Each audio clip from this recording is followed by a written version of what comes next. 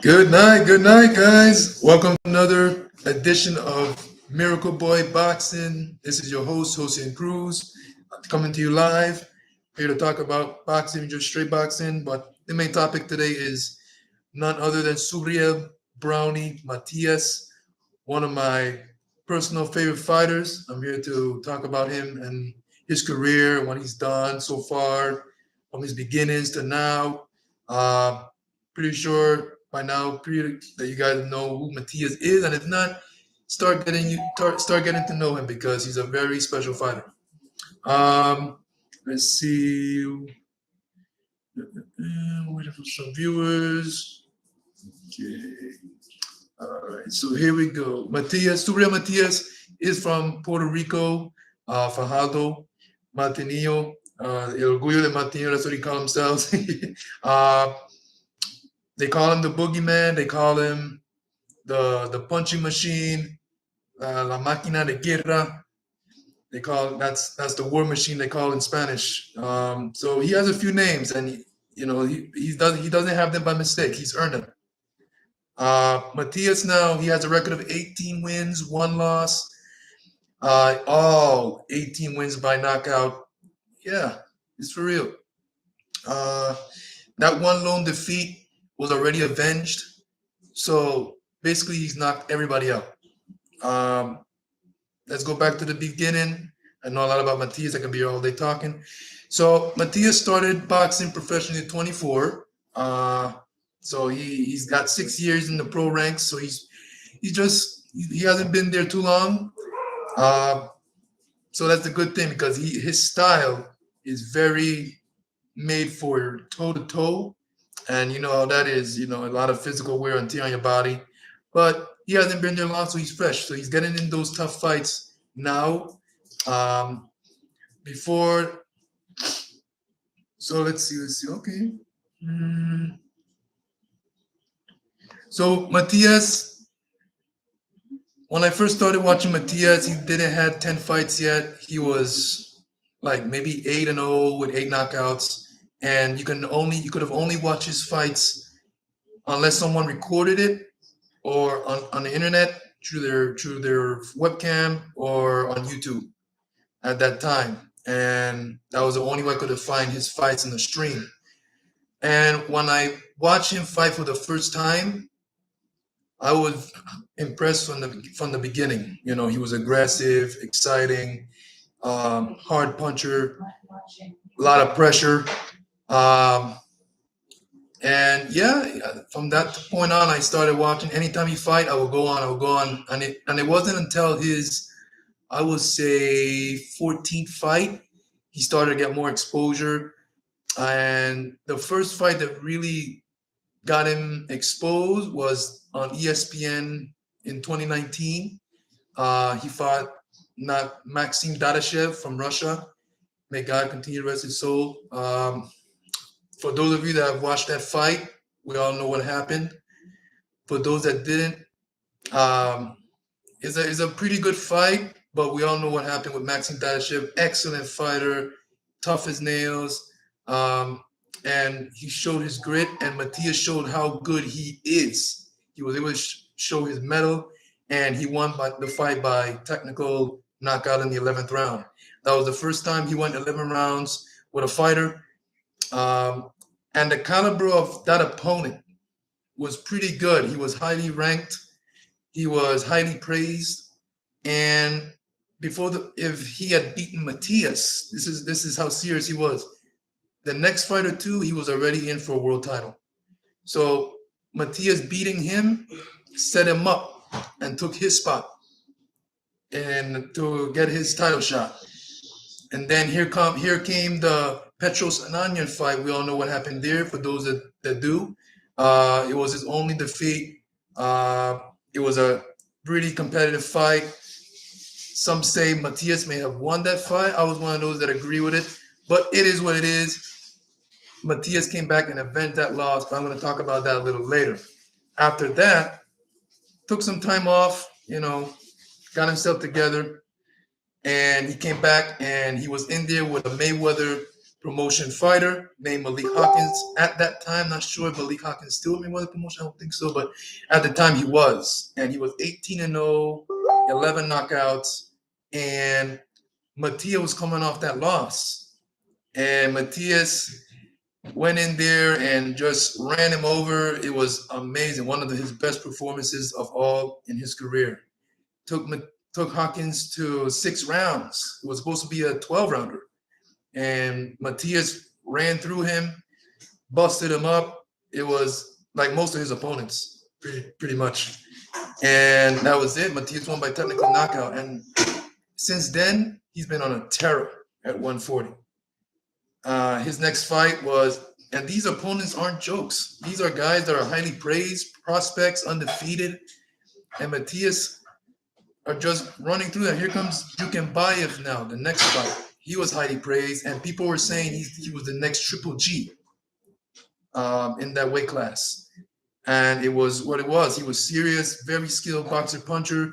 It was a really, really tough fight. Jukembayev showed how serious and highly praised he was. And Matias was able to weather the storm, and he won the fight by 9th round technical knockout. The corner threw in the towel. And it's been like that for Matias' career. A lot of his opponents, their corner throws in the towel, and you tend to ask yourself why. And if you watch his fights, pretty good. Not only his pressure is suffocating, but his punches are brutal. The impact, the tapping on his punches. I've never seen a style like Matias.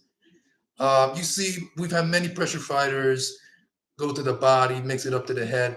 But the way Matias does it is unlike any other fighter I've ever seen. He comes at you like anybody else, but the way he throws his punches, the tap, tap, tap that he does on his opponents are thudding blows. They're still heavy. And he does it with speed. He's underrated with his speed. And when he taps, he ranges. He hits you with a few taps, and then he comes with a hard one. So all that tapping is already hard. So imagine coming with a hard range punch, which he does. So it's very awkward as well. He mixes it up well to the body and head. He's very fast on the inside. His punches come from all different angles. He has a good chin. He can take it as much as he can give it. And I tell you this, to Matias, any fighter in boxing is beatable, but in my opinion, to beat Matias, you're going to need more than boxing skills. You're going to need more than punching power. You're going to need more than a chin. You better have a chin, and you better have good conditioning, because Matias is ready for whatever, 12 rounds, 15. He's ready to give it. He's ready to fight from round 1 till the end. And in his career, if you've been watching his career, like the last 3 fights, ever since the Dadachev fight, here we go. Let me tell you this. Matias, he planted a seed in his career, kind of a very positive one. The only thing that's not positive will happen to Dadachev, but we all know what happened. So since then, every fighter that he's faced, they want to throw in the towel, because all they see is what happened in that fight. And if you don't know what happened in that fight, take a look, and then you'll understand what I'm saying.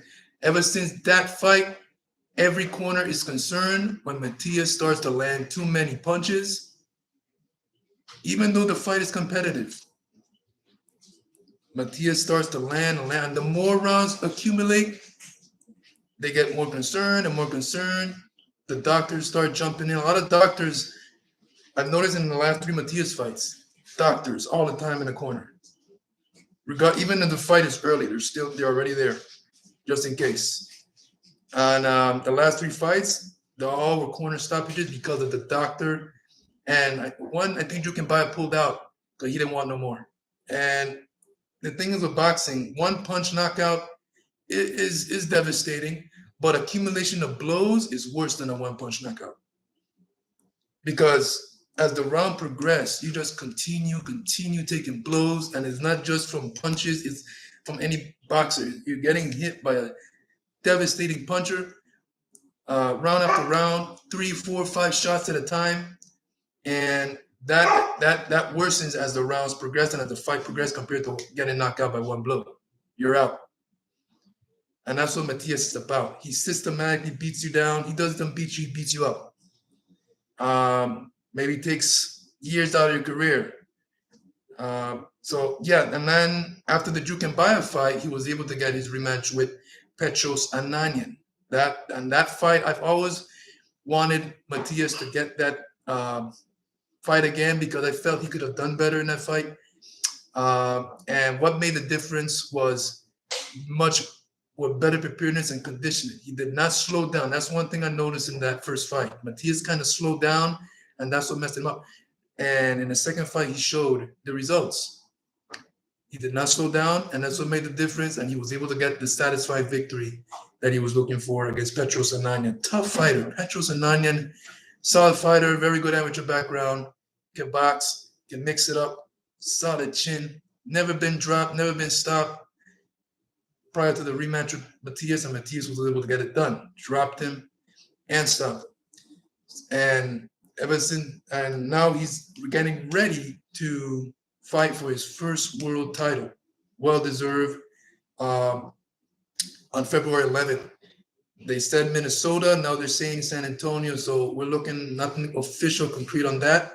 But the latest news is in San Antonio at the Alamo Dome, where him and Jeremiah Ponce are going to meet up for the IBF title at 140 pounds.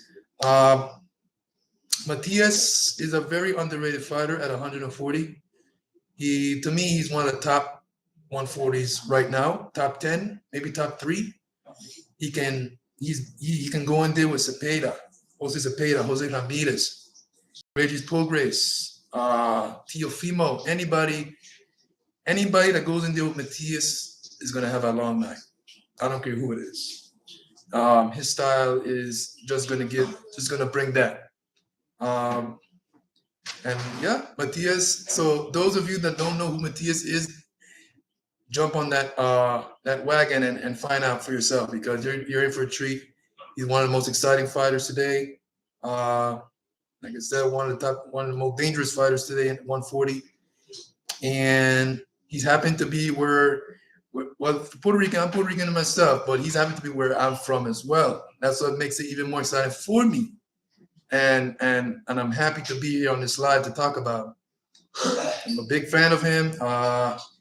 And I'm pretty sure those of you that don't know who Matias is and you start to watch him, you're going to become a fan as well. He's very fun to watch. Very fun to watch. One of the most exciting fighters today in boxing, period.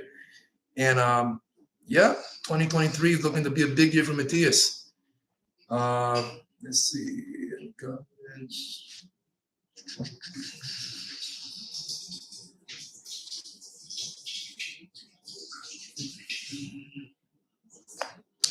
All right. So I'm looking forward to Matias's next fight against Jeremiah Ponce on February 11th. Like many are as well, I'm pretty sure. And that fight, I'm going to talk on it a little later down the road. For now, I just want to talk about Subriel Brownie Matias from Fajardo, Puerto Rico. 18-1, 18 knockouts. Yep, 18 knockout, all his wins. So when you get the chance, guys, take a look at Subriel Matias. All right? This is Miracle Boy Boxing, Jose Cruz. I'm your host. It's always a pleasure to talk boxing with you guys. Night.